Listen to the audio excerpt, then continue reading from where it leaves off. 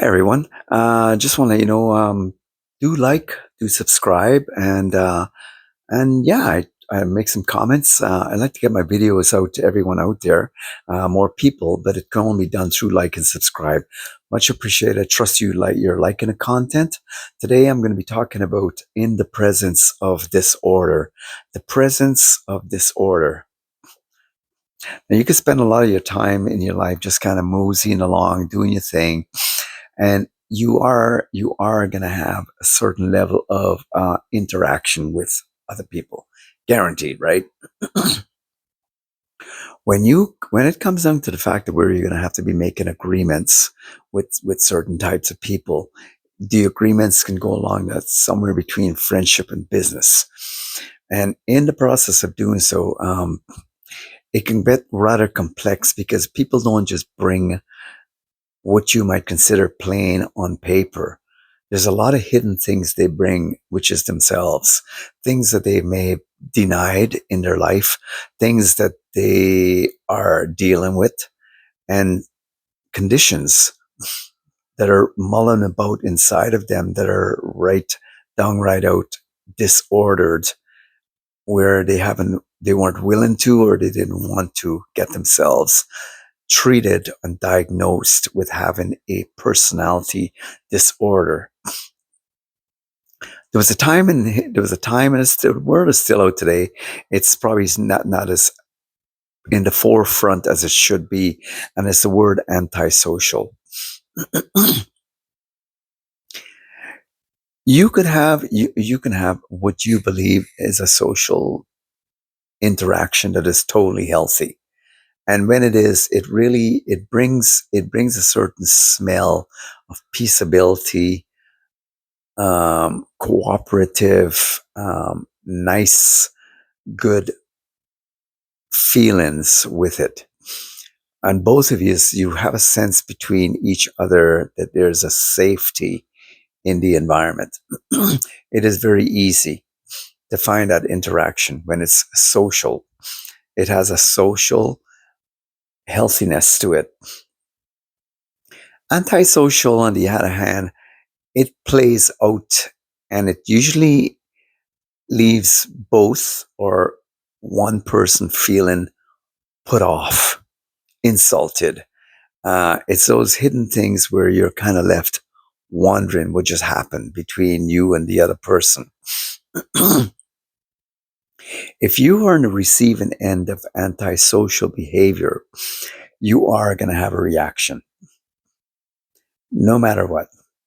Reactions don't happen in social healthiness because it is simply have a peaceability. There is a certain level of uh, uh, honesty and dignity that's happening between you and the other person. In other words, you both operate on the same level, right? When you're in the presence of something that's antisocial or does have a borderline disorder, that person will immediately come in, and usually is microaggressions. They come into the situation you're with and they begin to micromanage. They begin to slowly get in the way. And even if you maybe, let's say for instance, you're doing something for the other person, they will come and try to make you feel that you're not smart enough. So they will try to help you, even though you didn't ask them for their help. The interesting about their ability to be antisocial is their extremely highly assumptive behavior. See, assumption is very antisocial. It's also very unfriendly. When you assume something about another person, especially when you're going to interact with them, you are in so many ways going to be causing putting yourself in a superior position. Um, whether or not people sometimes know they're doing this, a disorder within a person who can operate on a social healthiness dynamics, they are going to behave antisocial. They'll do the very things that causes you to think this is not on a social basis. You're not in a social environment with them anymore. You're actually, in so many ways, are causing slow levels of irritation until it builds up. What the interesting that they have today, that's when it, because when you're trying to live in a healthy social manner, the last thing you're really looking for is presumptuousness and people who are assumptive, especially when after you react to something you know they're doing and they don't want to, because they do it. After a while, you think, okay, I'm not imagining this. They actually have a microaggressive way about them, and it is much more complex than people who are just outrightly aggressive. The microaggressive people, they like it to slowly get to a level, because it is more it's well engineered to make you out to be the villain in the end. Instead of coming out and showing who they really are, they do it a little bit at a time. Like, I mean, for example, you could be having an intercourse with somebody, like, what I mean, in a social interaction with somebody, and it's something you've been asked to do in the avenue you're doing it for them, right? And they're paying you X amount of money to do it, right? Well, instead of leaving the matter alone, when you come to do the work, they have to get involved. In the process of doing so, because you may not have, how can I put it? You may not have taken one of the tools you were given and be able to use it uh, right away, kind of thing. They want to correct you. They want to tell you, well, this is the way it's supposed to be, and da da da. Meanwhile, you're not stupid and you do know. But because they come into the environment, they immediately want to have not a share, they want to have a say. Okay. The disorder that lies in some people, it is a travesty, because when you do get to the point, especially when they will want to get confrontational, because it's interesting about these kinds of people. They don't notice the things, or they don't want to notice the things that they do to lead up to your reaction, but they are so well aware of your reaction. And in the land of your reaction, they become not only the victim, but they also become the person that says, how dare you behave that way towards me? And you're kind of left confused, because in all realistic, they're the ones who started it. In all reality,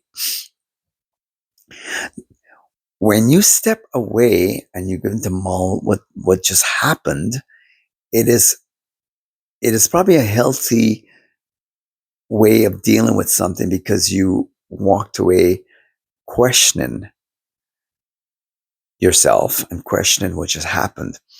The disordered person doesn't. I will go as far as to say, because they've done it so many times, it's actually premeditated.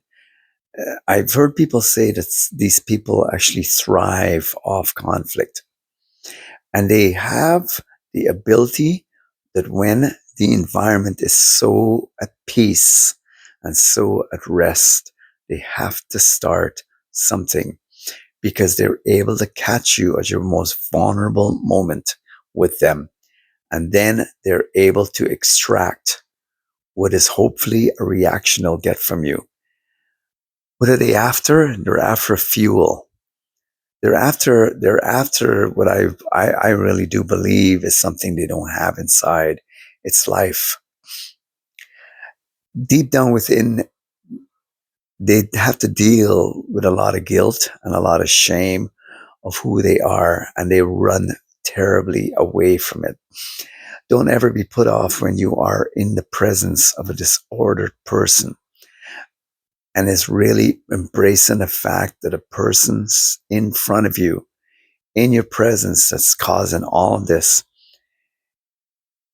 has a very strong sickness, a kind of sickness that it doesn't go away that easy. The lesser interaction you will have with them, and the lesser um, allowing the effect of them trying to get you to play into what they're really after from you, which is your peace. It takes a lot of practice.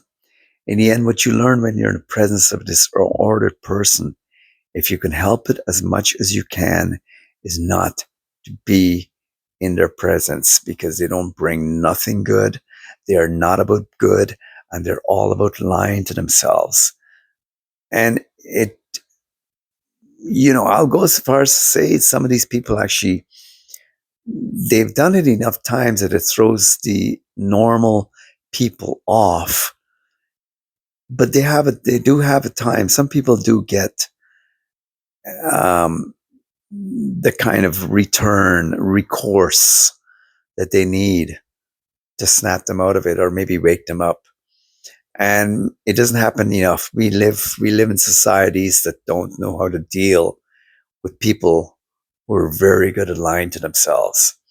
And the best thing you can do, always remember, for your sake and for being inspired and living a higher life, step away. I know what you encountered is something that has a problem. You all have a good day, and and that's it for my video.